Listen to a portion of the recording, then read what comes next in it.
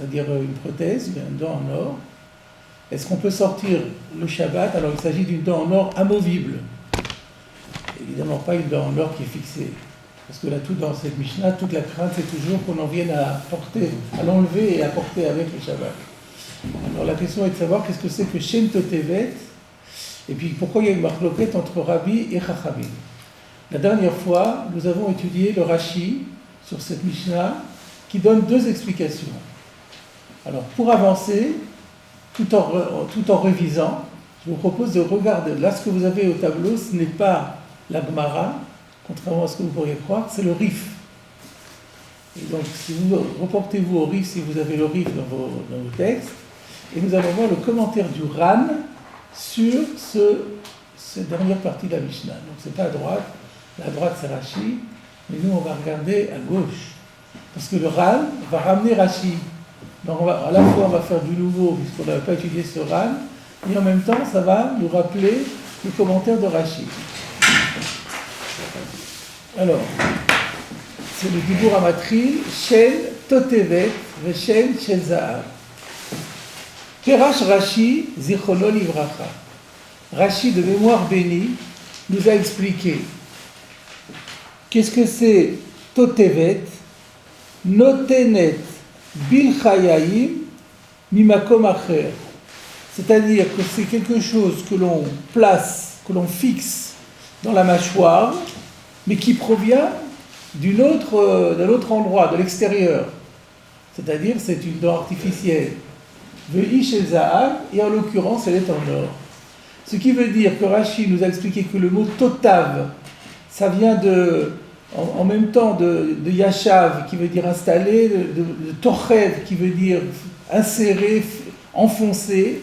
Donc, on avait expliqué la dernière fois que c'est un nouveau terme qui fait la contraction de deux termes qui ont des racines différentes. Et donc c'est l'idée d'insérer, de fixer une dent dans la mâchoire. Donc c'est une manière de dire c'est une dent artificielle. Et ce que nous dit Rashi dans cette explication-là, Vehi shel zahav, c'est qu'il n'y a pas deux cas, il n'y a pas deux types de dents dans la Mishnah. Shem totevet, ve shem shel zahav. Alors regarde, nous on n'avait pas le vav. Et là, dans la Mishnah, nous, on n'avait pas le Vav, et là, le Rif, il a la version du Vav.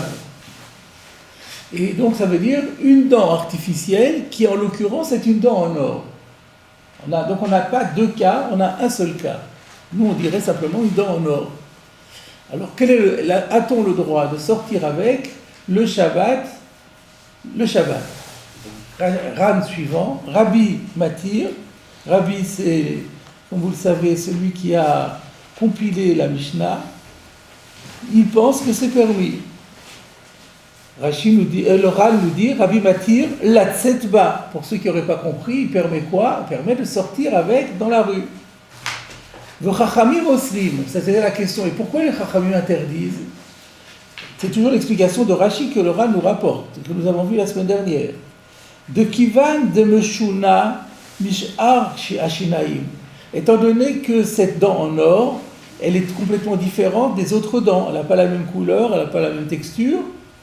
Donc les gens se rencontrent, les gens qu'on croise dans la rue, pour peu qu'on sourit un petit peu quand on les rencontre, ils vont voir les dents. Dilma mochai cheala. Et peut-être ça va les faire rigoler, de voir qu'il y a une dent qui n'est pas la même couleur que les autres dents. Et donc elle va se gêner. Mais chakla là, elle va l'enlever, mehatam de là-bas, puisqu'on parle d'une dent amovible, ou motzi ala beyada. Et du coup, elle va continuer à marcher dans la rue avec la dent dans la main, et ça c'est assourd, parce que c'est transporté. Voilà la raison, donc voilà le débat. C'est-à-dire que le Rabbi n'a pas peur de cela. Rabbi dit, mais non, elle va pas retirer sa dent, parce qu'il y a quelques gens qui rigolent, elle s'enfuit des gens qui rigolent.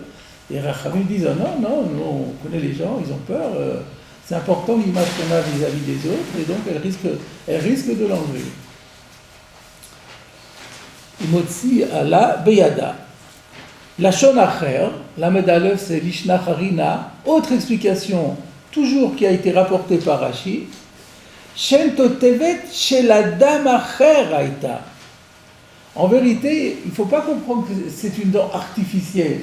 C'est bien une dent qui vient de l'extérieur, mais elle est naturelle. C'est une dent qui appartenait à quelqu'un d'autre, qui a été récupérée par le dentiste et qui a été confiée à un autre patient pour qu'il puisse boucher un trou avec. Et du coup, il n'y a plus de problème, personne ne va s'en rendre compte, il n'y a aucun risque qu'on en vienne à l'enlever. Alors comment ça se fait qu'elle est dans cette Mishnah? Réponse, Ve'aetera de le'el ka'e. Et dans ce cas-là, si on comprend que Shen Totevet, ça veut dire une dent naturelle qui a été fixée, qui a été donnée à quelqu'un d'autre, ce n'est plus interdit, ça ne fait pas l'objet du débat entre Rabbi et les Chachamim, et ça fait suite à la Mishnah, à l'enseignement de la Mishnah précédente, à Hetera de le'el, à la liste des choses qui étaient permises précédemment. Parce que qu'est-ce qu'on avait vu juste avant? Qu'elle peut sortir avec le piment ou le grain de sel qu'elle tient dans la bouche.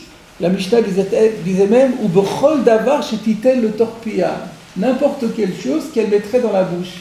Et là maintenant, dans la suite de ça, on conclurait parmi les choses qu'on met dans la bouche, on mettrait veshem totevet, y compris la dent naturelle récupérée chez quelqu'un d'autre, que ça aussi, ça fait partie des permissions. Je continue. Velo aplukta de Rabbi Verabanan. Donc d'après ça, Shen Totevet ne se réfère plus au débat entre les rabbis et les chachamim. Ce débat, sous-entendu, étant circonscrit à la dent en or. Ve'achika amar, bepilpel, vegalgal melach, ve'shen Totevet. Et donc d'après cette nouvelle explication, quand on dit Shen Totevet, ça fait suite à la liste qui précède. On a dit que la femme peut sortir avec le piment, le grain de sel et avec une dent naturelle. Et ensuite, la Mishnah poursuit en disant Shen Shezaav, par contre, si c'est une dent en or, là, Rabbi Matir, v'choulé, c'est-à-dire v'chachamim osrim. Shtel shonot alalu katav Rashi zichrono livracha. Voilà les deux explications qui ont été rapportées par Rachid, que nous avions vues la semaine dernière, donc ça nous fait un rappel. Donc je rappelle encore une fois, Rachid donne deux solutions, il ne tranche pas.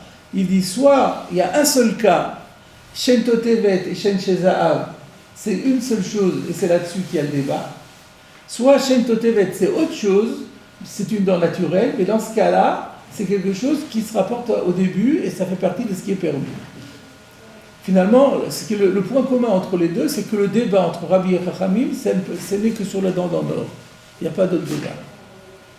Qu'est-ce que le Ran pense de ces deux commentaires de Rashi? On continue le Ran. Velo le'ira. Ça n'est pas clair. C'est-à-dire que pour le Ran, cette réponse, aucune de ces deux explications ne convient. Pourquoi? De ichada ketani.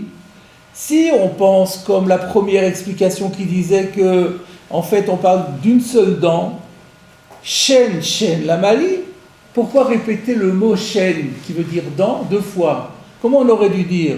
On aurait dû dire Shen, Totevet, Shel Zaav. Pourquoi répéter deux fois le mot dent? Dent, Totevet, dent en or. Si c'est la même chose, une dent qu'on a fixée qui est en or. Donc la répétition du mot dent prouve bien qu'on parle de deux choses différentes et pas d'une seule.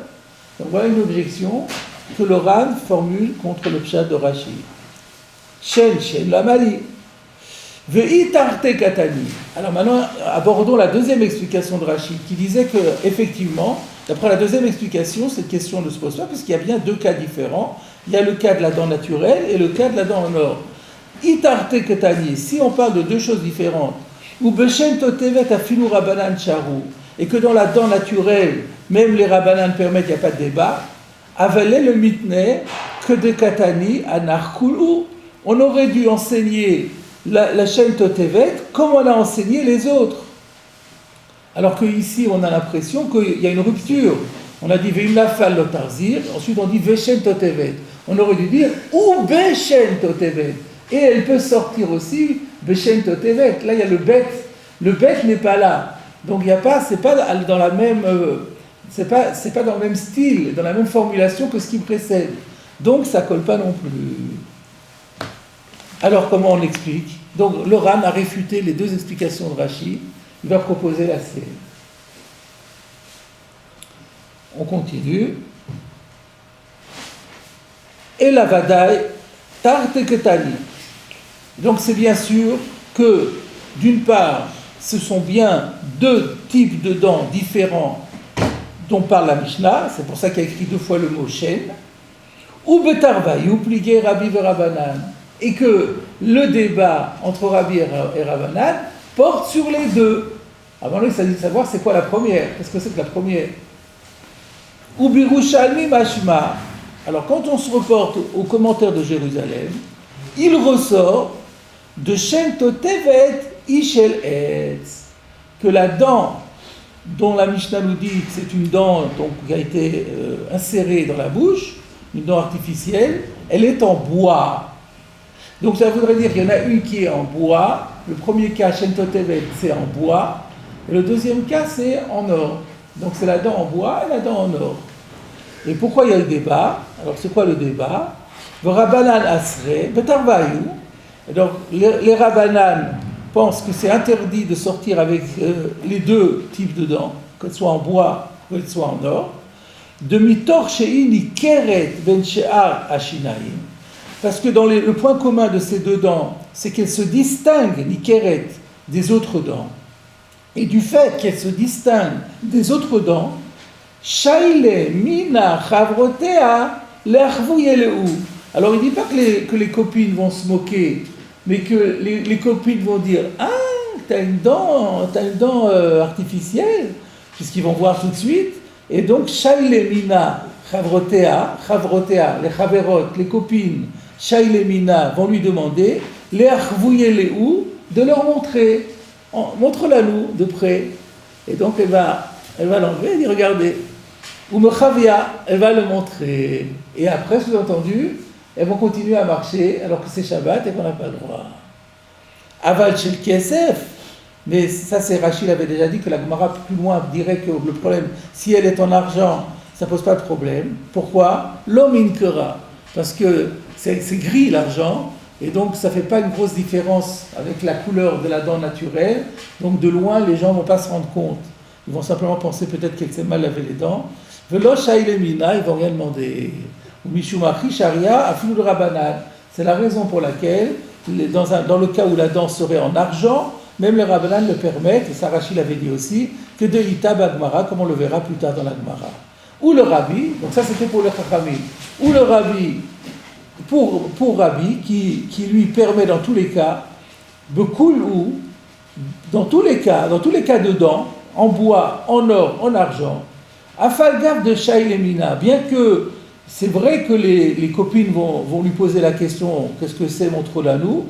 Kivan de me gagner à Beou, étant donné que c'est gênant d'enlever la dent, parce que si vous enlevez la dent, on voit un trou à la place. Donc c'est pas, pour la personne qui fait ça, c'est désagréable, parce que tout le monde va voir qu'elle a une dent qui lui manque. L'homme chavia, elle trouvera un prétexte pour dire « Non, j'ai pas envie de vous la montrer ». Et elle ne sortira pas, que de Ita Begmara, comme on le verra dans la Gemara. Zénireli, cette explication-là me convient. Donc on a 3 explications sur cette Mishnah. Et donc le problème maintenant c'est quoi? De résoudre les objections que le Ran a formulées contre les 2 explications de Rashi. Et aussi une 3e question, pourquoi Rashi n'a pas voulu dire comme le Ran? Puisque l'avantage du Ran, c'est que Shen, et il y a les deux objections ayant été résolues, ça paraît la meilleure réponse. Alors pourquoi est-ce que Rachid n'en voulait pas? Alors je propose de dire, commencer par cette question-là, pourquoi Rachid ne veut... Qu'est-ce qui pêche dans l'explication du Ran? Parce que le Ran, lui, il met en valeur son explication, mais il faut faire la critique de son explication. Les dents en bois, peut-être que pour Rachid, ça n'existe pas. On ne fait pas des dents en bois parce que c'est pas... Alors ça c'est difficile d'admettre que les dents en bois n'existent pas. Pourquoi ils n'existeraient pas? Même si aujourd'hui on n'en fait plus, mais peut-être qu'à l'époque de la Babylonie ça se faisait. Ça c'est 1.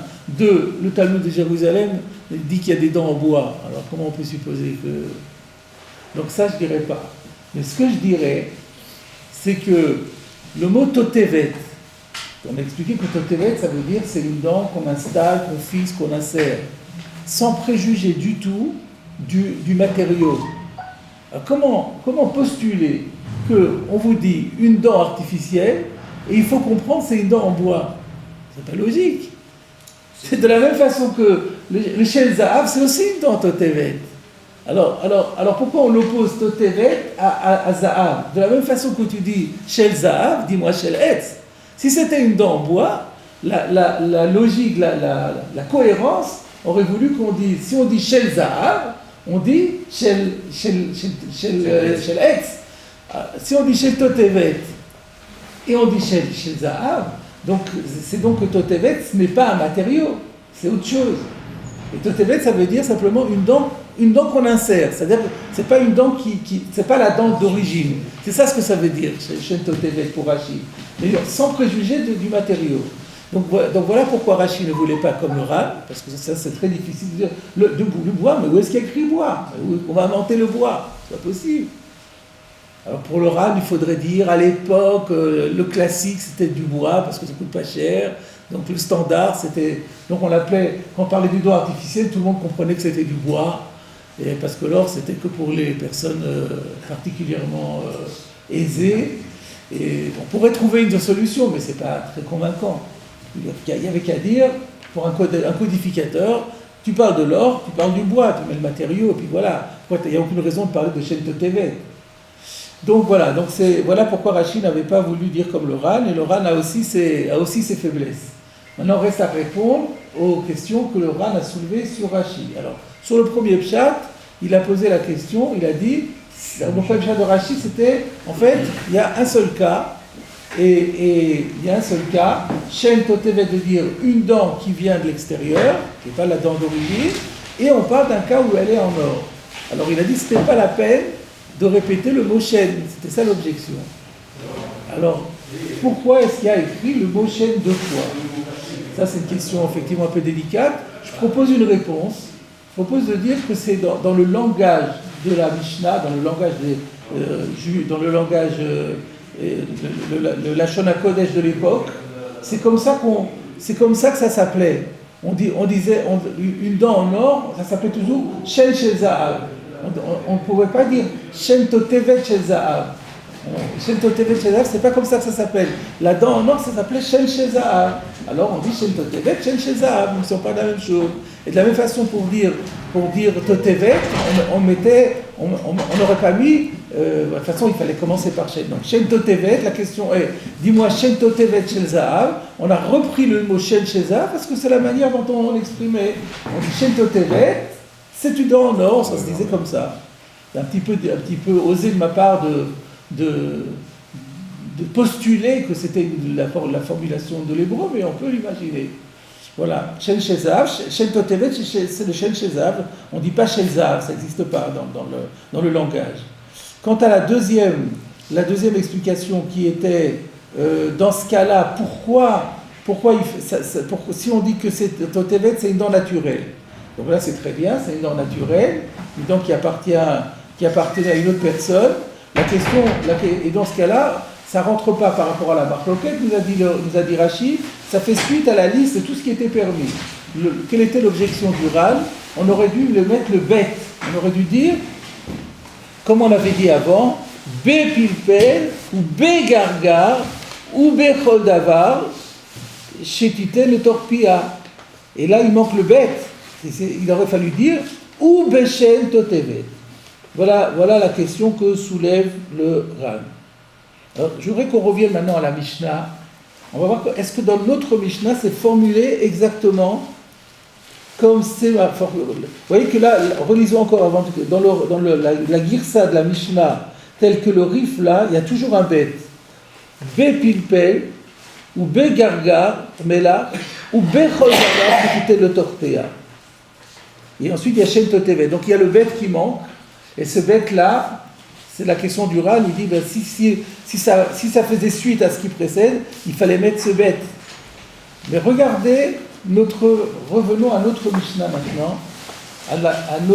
Et regardons si c'est la même version. Il ne s'agit pas de grand-chose, il s'agit d'une lettre. Donc, Samorda le Talmud bête.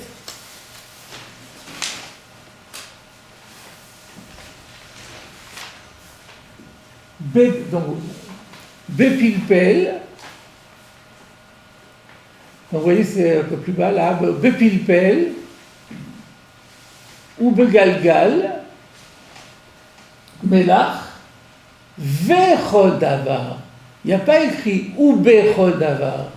Il y a Vechol Davar chez l'Itan le Torpia. Et ou Vilvad chez l'autre Titan le Khatrila, Vimnafa le Tarzir, Veshem Totevet. Alors nous on a Shem Totevet, il faudrait rajouter le Vav. Donc du coup, la question qui est, il aurait fallu le mettre dans la cohérence de ce qui précède, mais c'est dans la cohérence de ce qui précède. Donc ce que je propose de dire, c'est que Rashi avait la Girsa Vechol Davar, comme on a nous, Vechol Davar chez Niten le Torpia. D'ailleurs on doit le voir, d'ailleurs Rashi avait peut-être un peu pour abattre. Non, il n'avait pas. On ne sait pas, il n'y a pas dans Rashi, la citation de cette partie-là de la Mishnah n'y est pas, mais on peut très bien supposer qu'il avait cette girsa-là. Donc comme il y avait écrit Vechol Davar chez Titel le Cholpia, eh bien, on met dans la suite, de la même façon, Veshem Toteve. Voilà comment je propose de résoudre la question de Ran sur Rashi. Ça va? Très bien. Alors, maintenant nous allons aborder la Gemara.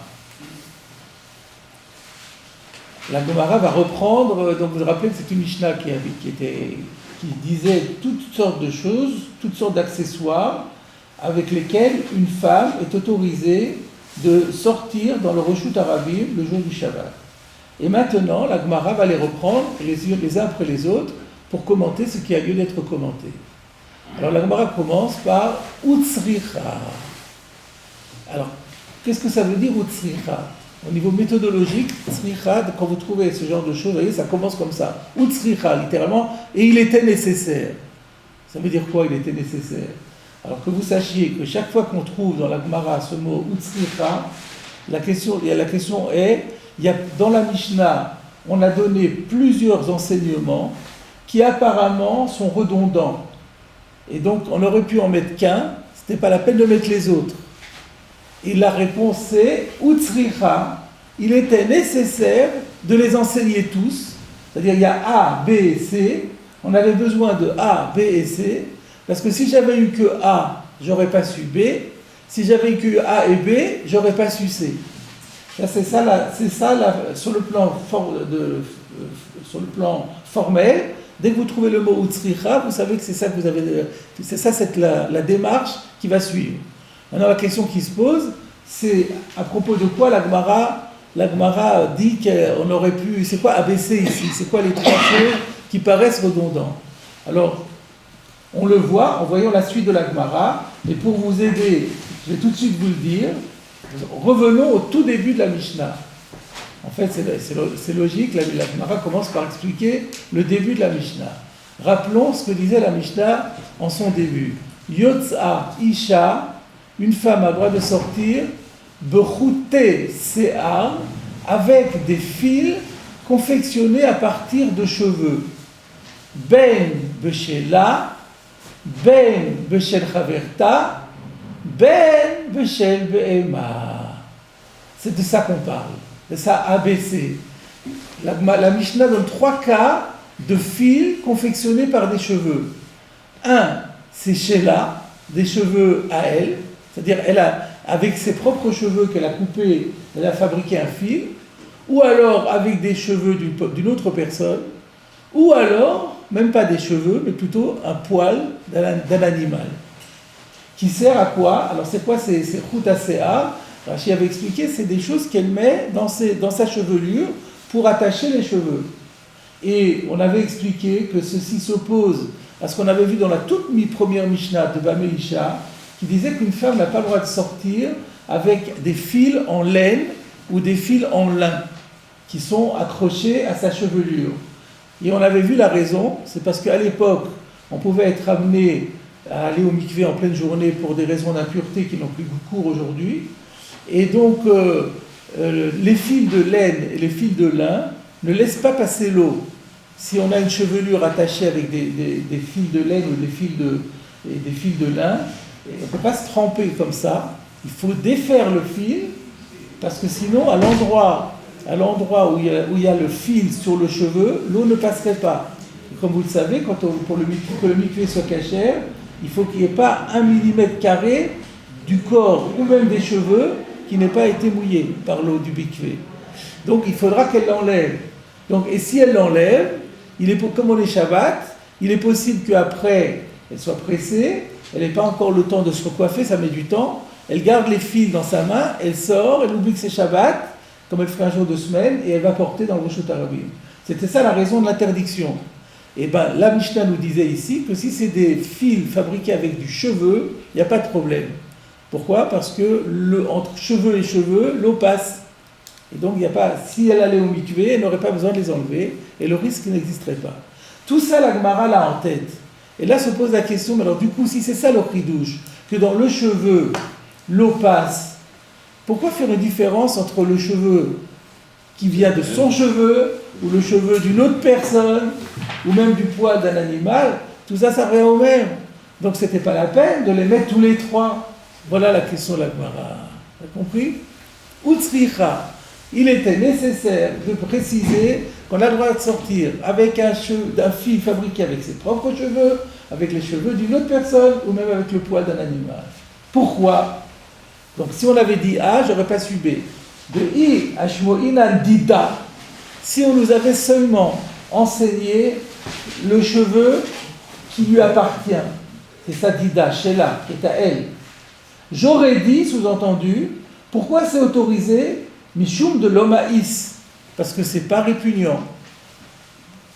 C'est pas répugnant, d'avoir des cheveux qui m'appartiennent dans ma chevelure, ça n'a rien de dégoûtant, ça n'a rien de répugnant.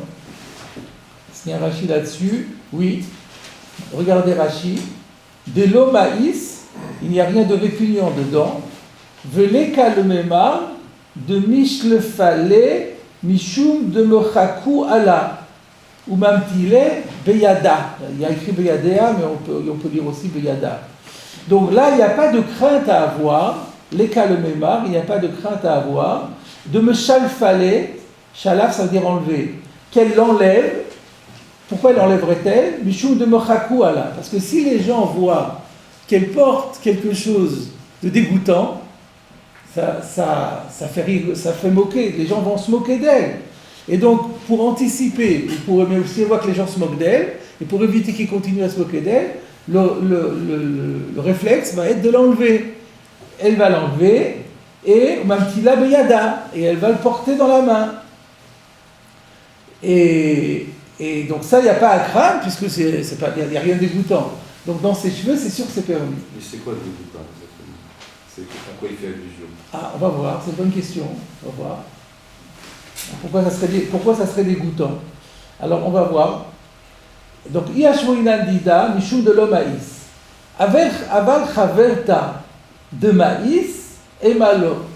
Mais j'aurais pu dire que si c'est des cheveux d'une autre personne, alors comment les gens s'en rendent compte ? Peut-être parce que ça n'a pas la même couleur. Ça n'a pas tout à fait la même couleur.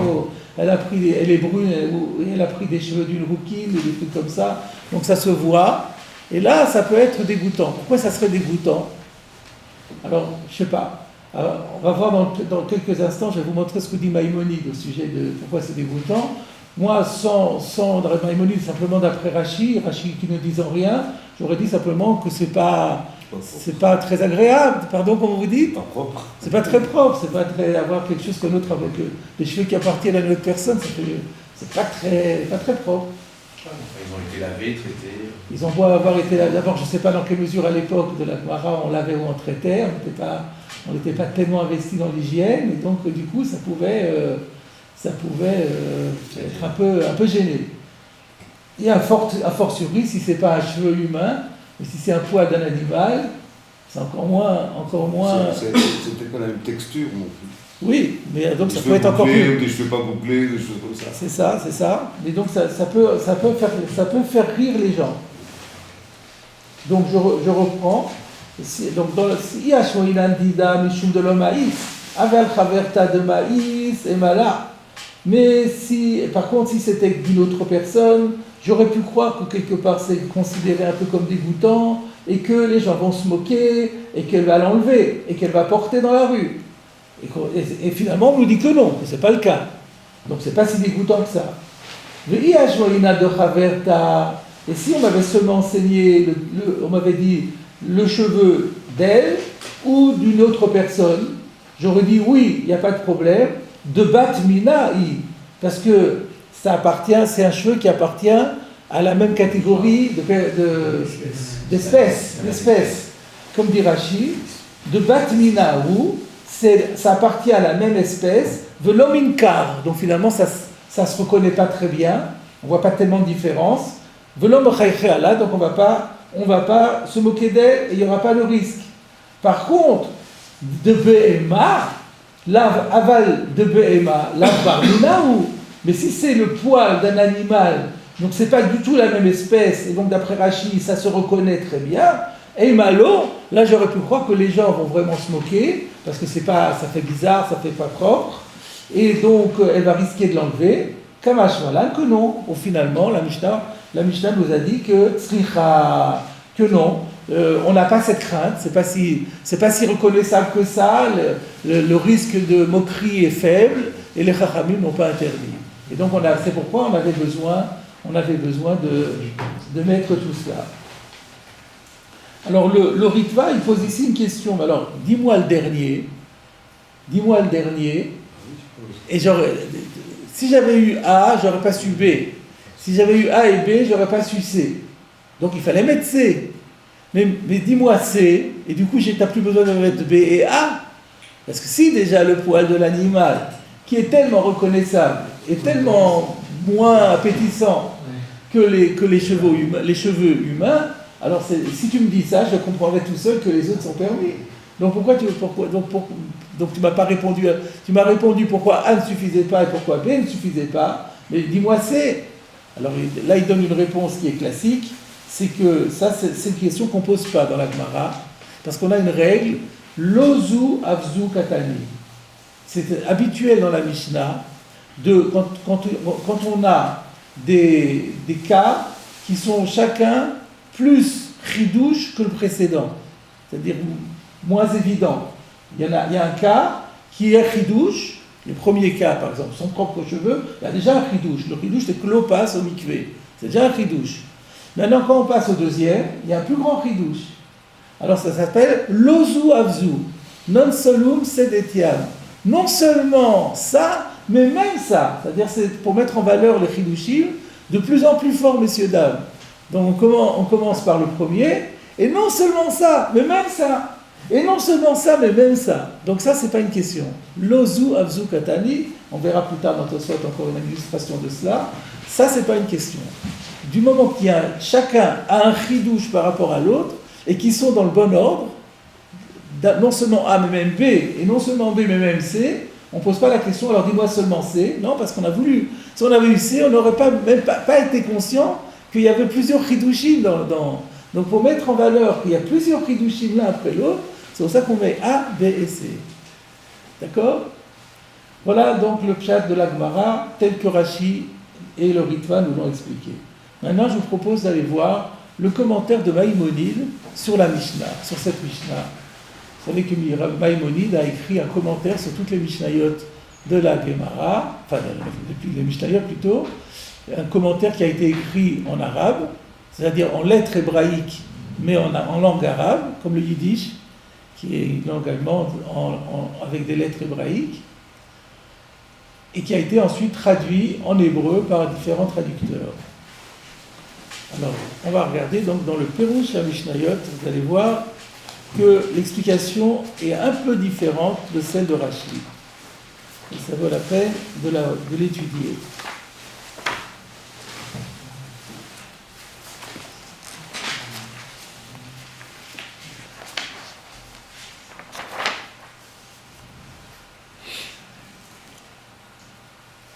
Alors, Yotza Isha Bechute Se'ar Ben Michela Ben Michel Chavata. Là, vous êtes dans le 7e Pérec. Il faut remonter. Je tiens à remercier M. Rose qui, malgré Comment vous diriez? On a un handicap. Le handicap arrive malgré tout avec une seule main.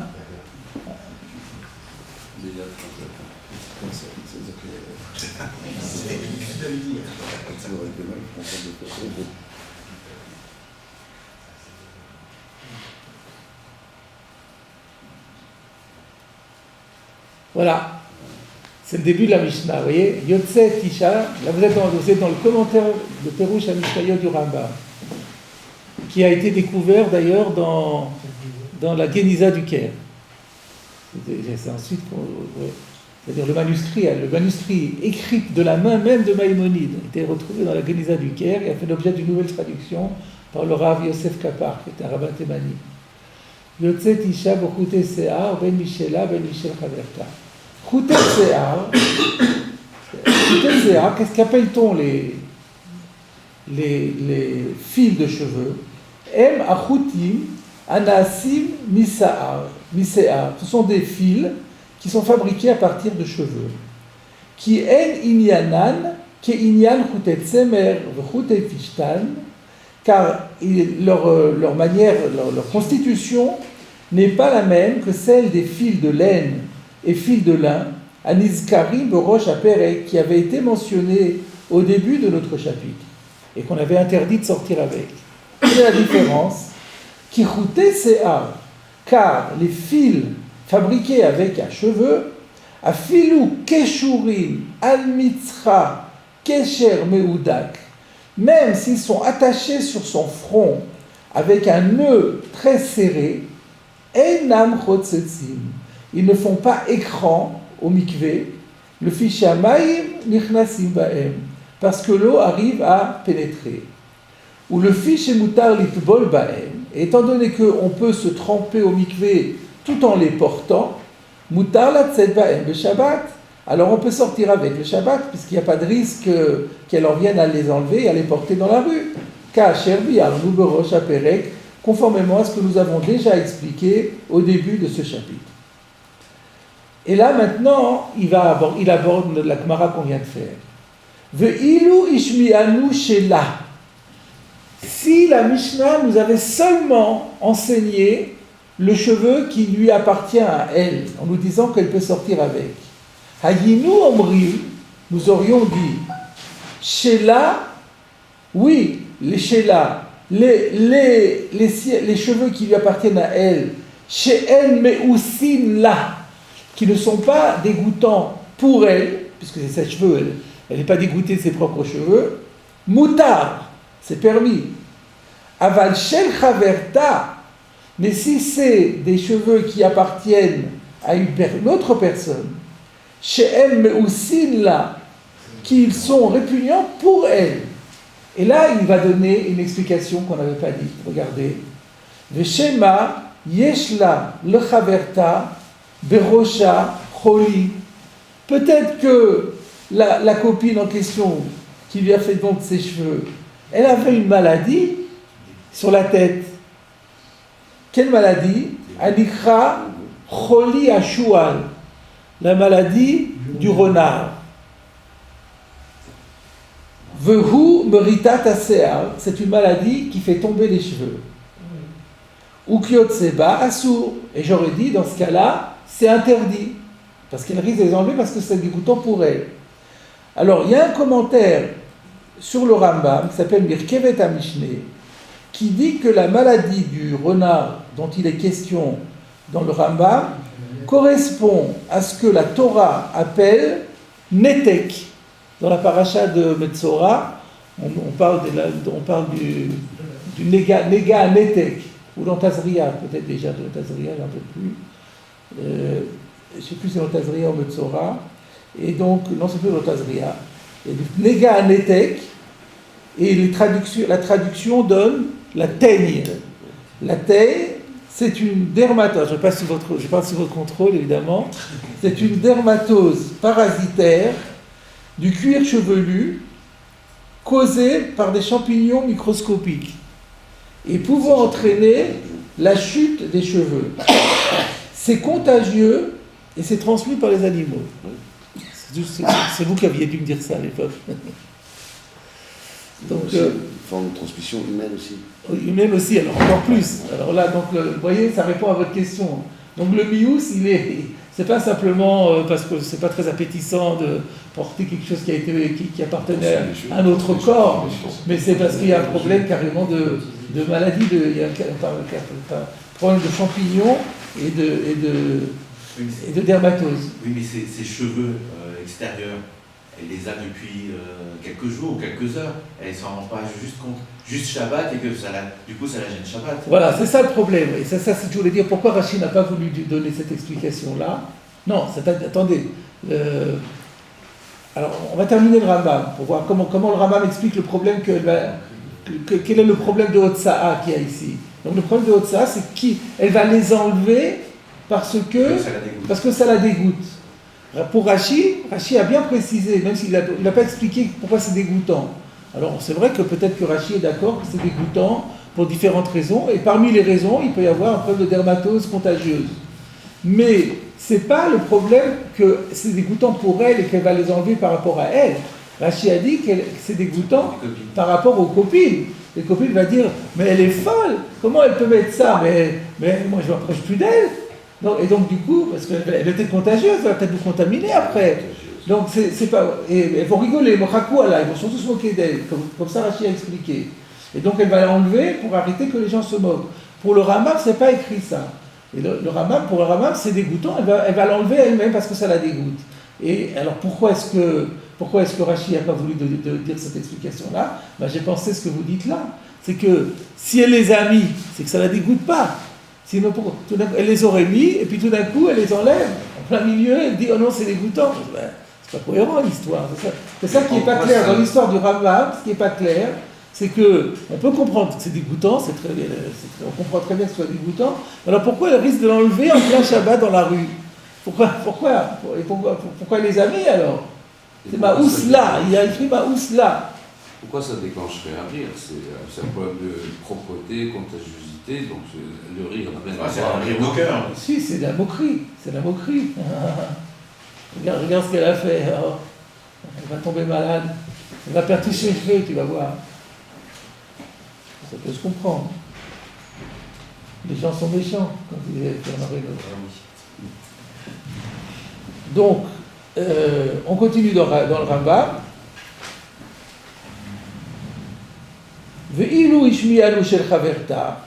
Et si on nous avait enseigné qu'elle a le droit de sortir avec le cheveu de la copine, oui, quand c'est celle de sa copine, c'est quand même la même espèce, alors c'est permis. Mais si c'était d'un animal, c'est même pas la même espèce, alors là c'est encore plus dégoûtant. Et donc c'est encore plus assourd. Alken, Ishmianu, Shakol, Mutar. C'est la raison pour laquelle le Rambam nous a expliqué que tout est permis.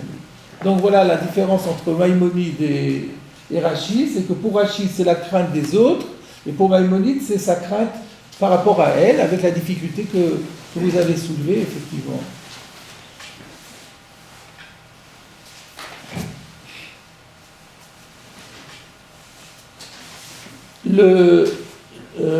Alors, ce qui est curieux, c'est que l'explication de Maïmonide, que la crainte, c'est qu'elle les enlève parce que ça la dégoûte, elle, c'est écrit aussi comme ça dans le Meiri.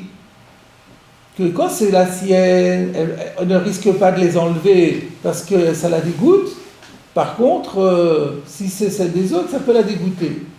Et donc, c'est un peu étonnant parce qu'on ne comprend pas pourquoi elle les a mis au départ et tout d'un coup elle se rend compte que c'est dégoûtant, c'est quand même... Peut-être qu'elle ne le savait pas et quelqu'un lui a dit au plein milieu... Quelqu'un lui a dit maintenant tu vas attraper des maladies avec les cheveux de l'autre. Voilà, ça serait ça. Et elle ne le savait pas. Voilà comment il faudrait dire pour répondre pour Rambam. On peut comprendre que Rachid ait trouvé ça un peu limite, exactement.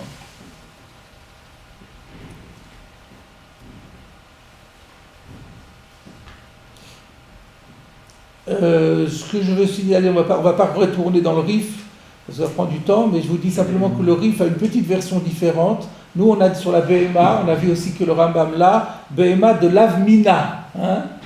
La Behema, c'est pas son espèce. Le Rif a une autre version. Il dit Behema de Minkar, que c'est plus Nikar. Vous voyez, entre Mina, il y a un Hey, et le Kaf et le Resh, c'est très proche l'un de l'autre. Donc au lieu de Mina, il a Minkar. Que, quand c'est un cheveu humain, alors c'est pas reconnaissable. Et sinon, dans un animal, c'est plus reconnaissable. Rashi avait dit ça.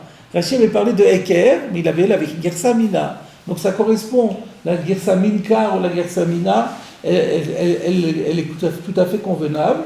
Donc je vous la signale simplement. Le Ritva aussi à la Gersa de Minkar. Et donc la différence entre le cheveu humain et le cheveu animal, c'est que l'un est plus reconnaissable que l'autre.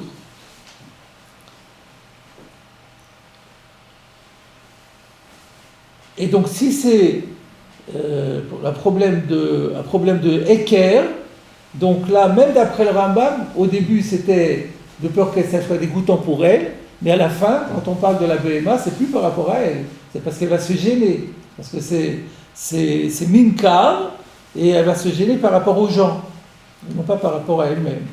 Voilà ce qu'on voit d'après, et le Meiri qui avait dit comme le Rambam, mais là il dit que, étant donné que alors pourquoi finalement, et alors c'est intéressant aussi, pourquoi finalement pour l'animal, alors que c'est Nikar, c'est quand même autorisé, alors que c'est Nikar, et elle devrait se gêner. Alors pourquoi est-ce que c'est quand même autorisé? Le Meiri répond à la question, et il dit, Mikol Makom, O'il vekarcha ba'em sa'ara, en lachouch liot sholfata me'al rocha, c'est l'argument que vous avez dit, à savoir que, mais puisqu'elle les a mis, à partir du moment où elle les a mis, c'est qu'elle ne les enlèvera plus. Si elle se gênait, d'une manière que les gens vont la rencontrer, elle ne les aurait pas mis. Donc à partir du moment où elle ne les met pas avec l'intention que chaque fois qu'elle va rencontrer quelqu'un, elle va devoir les enlever, ce n'est pas une solution. Donc si elle a pris le parti de les mettre, c'est qu'elle a pesé le pour et le contre, elle a dit, moi ça m'intéresse d'avoir ces pratiques comme tout, ça tient bien les cheveux, ça fait une belle chevelure, je rencontre des gens, mais tant pis, c'est pas grave. Donc à partir du moment où elle a pris le parti de les mettre, on n'a pas à craindre que tout d'un coup le Shabbat, par un caprice, elle va les enlever. C'est ça la pridouche. Voilà la raison pour laquelle la Mishnah finalement autorise. Bien sûr, un petit point que vous avez abordé. Oui. Il dit, donc, au niveau halachique, une perruque naturelle ne ferait pas Khatitsa pour le miglet? Ah si, parce qu'une perruque, il n'y a pas que des cheveux, il y a une calotte en dessous, à laquelle les cheveux sont accrochés. D'accord, mais s'il n'y avait pas, s'il n'y avait pas, s'il était que, je sais pas comment, que des extensions, je sais pas quoi. Je sais pas comment ils tiendraient alors, parce qu'il y a bien quelque chose qui les accroche, qui les tienne. Il y a de la colle pour les extensions. S'il y a de la colle, on est mal. Si c'était que des cheveux, et rien d'autre, alors là il n'y aurait pas de problème. En fin de compte, elle fait bénéfice-risque. Voilà, exactement. La balance.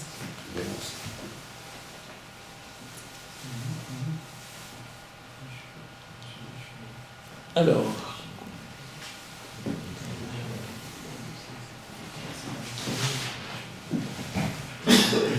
on continue maintenant la suite de la Gemara.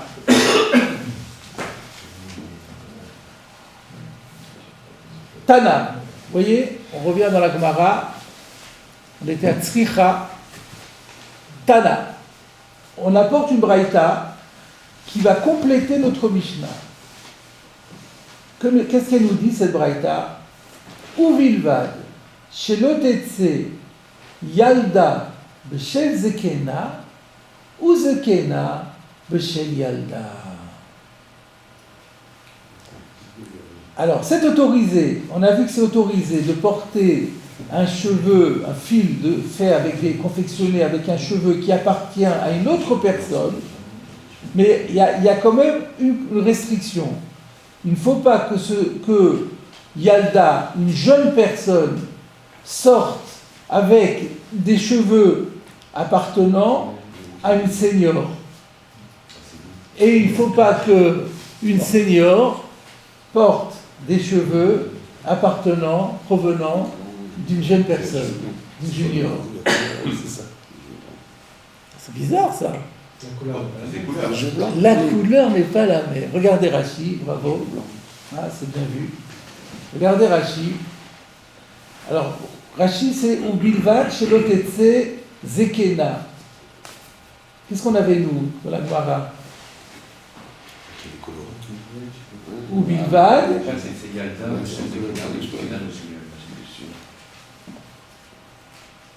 On avait Yalda Beshel Zekena en premier. Et Rachi, il inverse.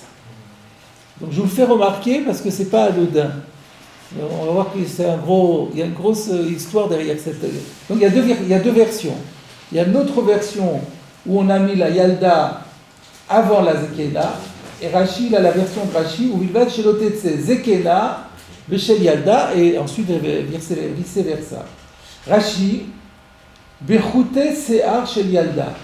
Chez l'Otetse, alors vous savez que le Rachi, il faut lire le titre avec le commentaire. Donc je reprends tout le titre. Ubilvad, et à condition, chez l'Otetse Zekena, qu'une personne âgée ne sorte pas, Bechute Se'ar, avec des fils provenant de cheveux, Shel Yalda, d'une jeune femme. Veyalda Beshel Zekena. Et de la même façon, une jeune ne sortira pas avec des cheveux provenant d'une personne âgée. Pourquoi? Des levanot al shchorot. Parce que des cheveux blancs sur des cheveux noirs, au shchorot al levanot, ou du noir sur du blanc, maïs. C'est nouveau, ça crée un peu une réaction de dégoût. Va-t-il le mishlaf et elle risque de l'enlever. C'est-à-dire si les gens voient ah elle a mis les cheveux blancs sur des cheveux noirs, ou l'inverse, les gens vont commencer à se moquer et donc elle risque de l'enlever. Continuons la Gemara. Bishlama zekena b'shel yalda shvachula. Alors cette partie-là va être difficile, il n'y a pas un seul commentaire de Rachi, on est livré à nous-mêmes pour l'instant. Il y aura Tosfot heureusement qui va venir à notre secours, mais pour l'instant on est livré à nous-mêmes. On a du mal à comprendre ce que ça veut dire. Regardez, Bishlama, je comprends, Zekena b'shel yalda, si c'est une vieille personne qui a des cheveux blancs, qui va sortir avec des cheveux noirs par-dessus, Shvachula. Je comprends, parce que pour elle, c'est intéressant. Ça la rajeunit. Shvachula, c'est à son honneur, c'est à son comment dire bénéfice. Ça, à son bénéfice, ouais. Shvachula, c'est une plus-value pour elle. Et la Yalda Beshel Zekena Amai, mais si c'est une jeune qui met des cheveux blancs, Amai, mais pourquoi? Pourquoi quoi? Pourquoi c'est interdit? Pourquoi le fait? Alors, est-ce que la question c'est pourquoi elle le fait ou pourquoi c'est interdit?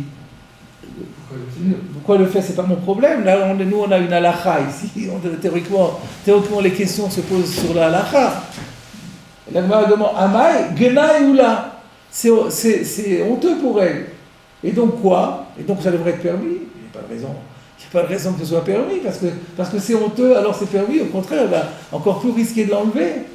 On ne comprend rien. De toute façon, Rachid nous a expliqué, blanc sur noir, noir sur blanc, de toute façon, c'est Maous, elle risque de les enlever. Alors qu'est-ce que tu demandes?